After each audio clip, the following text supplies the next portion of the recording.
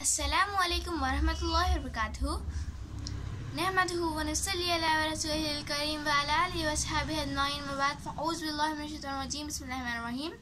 آج میرا تقریر کا عنوان ہے عورت کی پہچان۔ ہم اس دنیا کی رونق ہیں، ہم سے یہ دنیا جنت ہے۔ ہم مائیں، ہم بہنیں، ہم بیٹیاں، ہم عزت ہیں، کھیتوں سے کلیانوں تک، چولہے سے مشینوں تک، جس راہ پر ہمارے قدم پڑے اس قدم کے نیچے عظمت ہے۔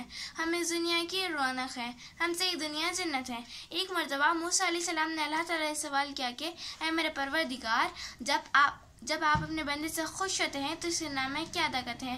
میرے رب نے فرمایا کہ میں اسے ایک بیٹی ادا کرتا ہوں۔ موسیٰ علیہ السلام نے پھر سوال کیا، جب آپ اپنے بندے سے اور زیادہ خوش ہوتے ہیں تو اس کے نام میں کیا ادا کرتے ہیں؟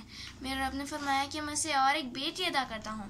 اور ان بیٹیوں کی بہترین پرورش کرنے پر اس شخص کو جنت کی بشارت دی گئی۔ سبحان اللہ۔ اے عورت، تو یہ سلام ہے، بلا شبہ تو ہی معاشرے کی پہچان ہے۔ اے عورت، تم جب دنیا میں آتی ہو تو ماں باپ کے لیے جنت کی دلیل بنتی ہو، اور جب ماں کا اعلیٰ مقام تک پہنچ جاتی ہو نا تو جنت کو تمہارے قدموں میں ڈال دیا جاتا ہے۔ اے عورت، تو یہ سلام ہے، بلا شبہ تو ہی معاشرے کی پہچان ہے۔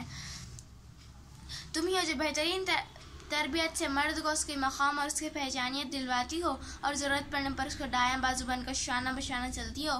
اے عورت، تجھے سلام ہے، بلا شبہ تو ہی معاشرے کی پہچان ہے۔